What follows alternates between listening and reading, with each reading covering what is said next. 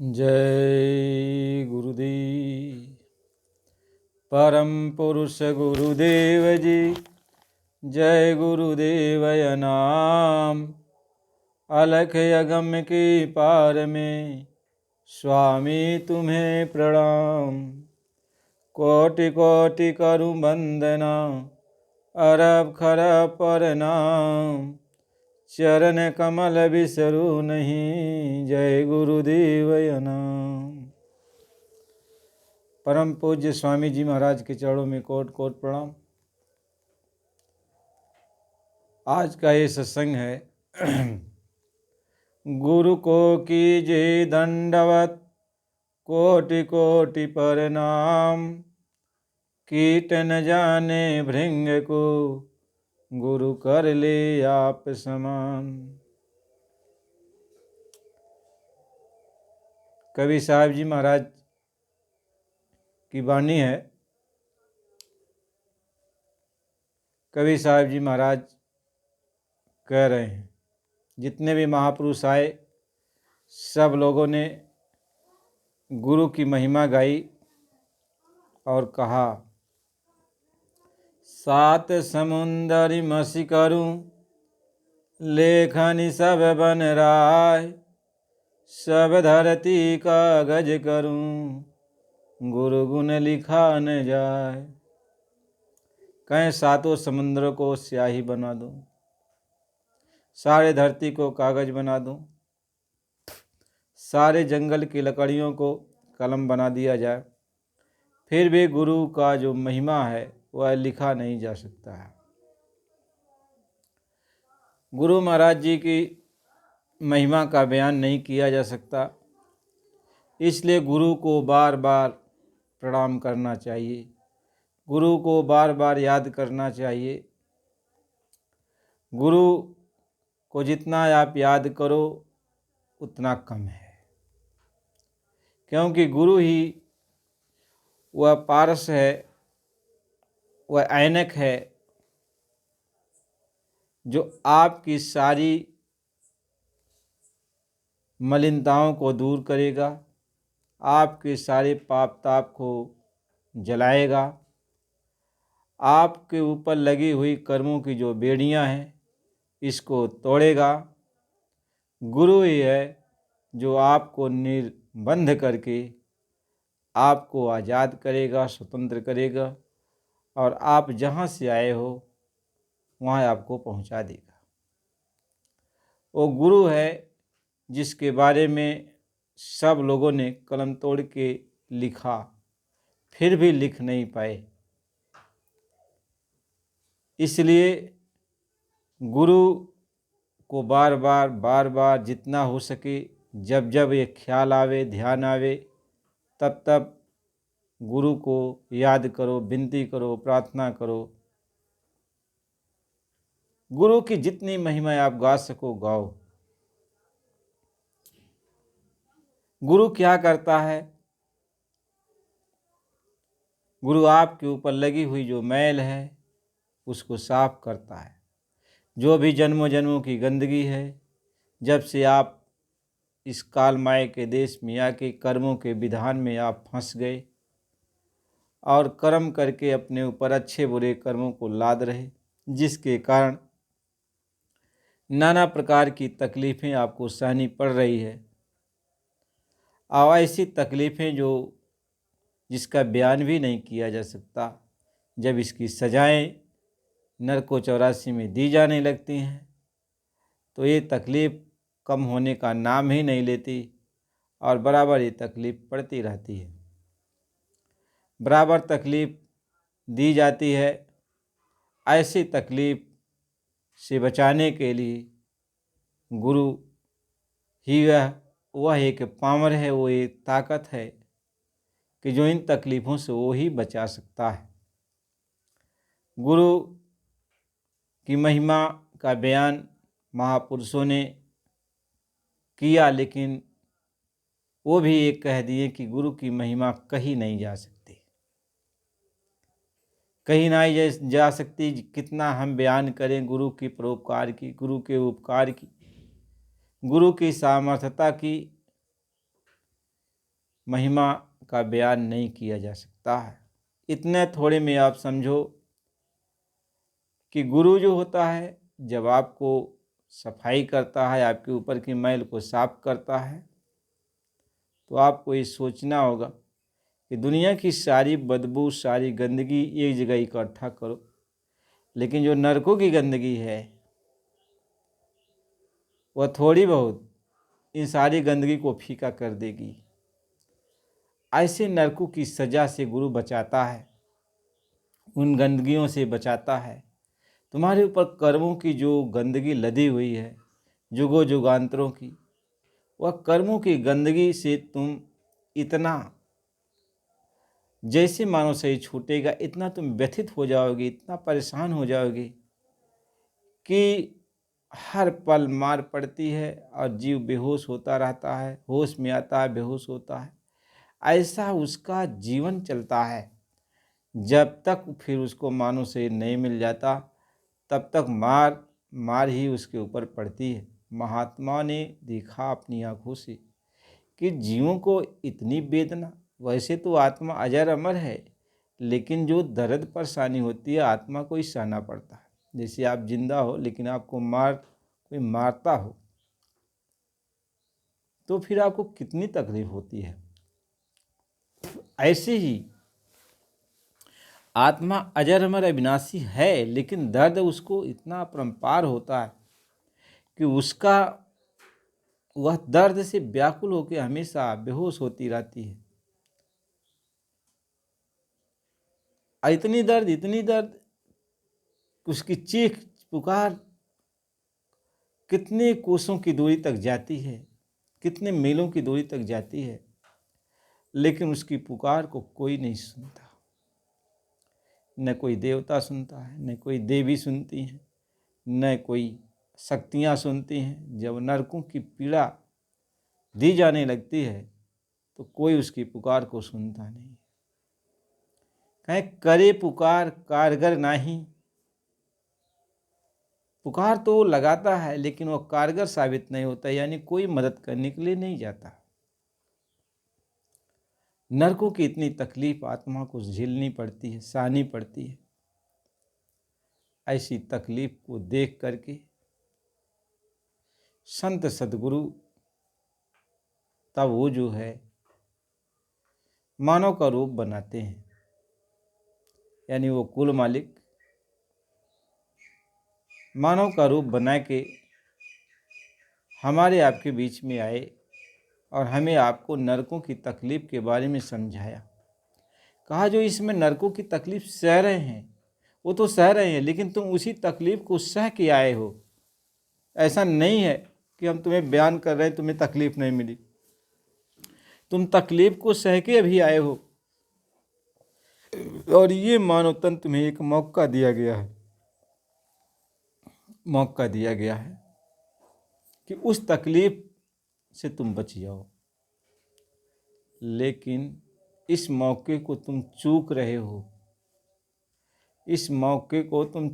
हो, और तुम यहाँ दुनिया की मोह माया में फंसकर, दुनिया की सुखों में तुम फंसकर तुम अपने उस दुख को भूल गए, जो दुख एक बार यदि शुरू होगा तो जिसका कोई गणना नहीं है, कितने वर्षों तक, कितने कल्पों तक, कितने युगों तक आपको वह कष्ट सहना ही पड़े।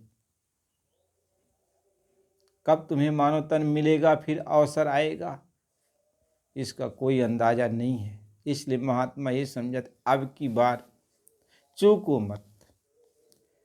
चाहे तुम कितनों गरीब बन जाओ, तुम्हारे पास खाने के लाले पड़ जाएं, सब स्वीकार कर लो, लेकिन इस मानव तन को अब की बार तुम ऐसा काम कर दो, इसमें लगा दो, ताकि अब की बार तुम्हारा ये बंधन ही टूट जाए।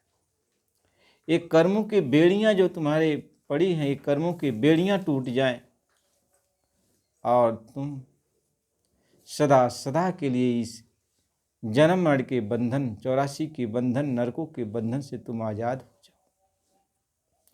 ये काम कोई नहीं कर सकता, सिर्फ गुरु ही करता है। जो कुल मालिक है वही करता है, वही इस बंधन से आपको छुड़ा सकता है। इसलिए उसको बंदी छोर कहते, इसलिए गुरु बंदी छोर कहते, इसलिए कबीर साहब को बंदी छोर कहा गया, महात्माओं को बंदी छोर कहा गया कि वही इस बंधन से आपको अलग कर सकते हैं। आप यहाँ का मालिक आपको फंसाया है तो वो क्यों आपको अलग करेगा? वो तो एक नियम बना दिया है कि ये सारी आत्माएं हैं, अच्छा करेंगे तो अच्छा, खराब करेंगे तो खराब, ये उनको फल देना। हम इसमें किसी के प्रति पक्षपात नहीं करेंगे कि कोई मुझे पुकारता है तो इस भव बंधन से निकाल देंगे, नहीं। वह तो खुद रोकने के लिए ये विधान बनाए, तो ये क्यों आपको जो है निकालेंगे? क्यों कहेंगे जाओ अपने घर? क्योंकि उन्होंने यही यह सोच कर यह विधान बनाया कि जब सारी आत्माएं अपने घर चली जाएंगी तो हम यहाँ राज किस पर करेंगे। इसलिए उन्होंने यह सोच विचार करके यह कर्मों का विधान बनाया, ये 84 लाख जोनियाँ बनाया, नरक सरक बनाया, और सब जीवों को स्वतंत्रता दे दिया, अधिकार दे दिया कि हम तुम्हें रोकेंगे टोकेंगे नहीं, जैसा तुम्हारी इच्छा हो, मर्जी हो, तुम कर्म करो, लेकिन जब ये तुम्हारे सांसों की पूंजी खत्म होगी तो मैं इसका हिसाब करूँगा। अच्छा किए रहोगे तो स्वर्ग आदि लोग बनाया हूँ वहाँ भेजूँगा, खराब किए रहोगे तो 84 लाख जोनियों में बनाऊँगा, और बहुत ज़्यादा यदि पाप किए हो तो तुम्हें नरकों में डाल दूँगा। फिर जब तक सजाएं तुम्हारी पूरी नहीं होंगी, तुमको दोबारा मानव तन मिलने वाला नहीं है, मानव तन मिलने वाला नहीं है, और ब्याज का ब्याज वो लगाता जाएगा, फिर छुटकारा होना तो मुश्किल है। तो कहते गुरु को कीजिए दंडवत, तो उस मालिक को दंडवत करो, बिंदगी करो, प्रणाम करो, सीधा करो कि वह मालिक ही आपको निकालेगा। और कैसे निकालेगा? जब वो आपको पकड़ेगा तो वो आपको धोएगा, आपके तन को धोएगा, आपके मन को धोएगा, आपकी सूरत को धोएगा, सब कुछ धोएगा। वह मालिक आपसे इतना प्रेम करेगा, इतना प्यार करेगा कि आप उसके करीब में आओगे, उसके पास में आओगे। वह बच्चों की तरह आपसे दुलार करेगा, प्यार करेगा, ऐसा प्रेम करेगा, ऐसा प्यार करेगा कि आपको ऐसा लगेगा कि जैसे मेरा है,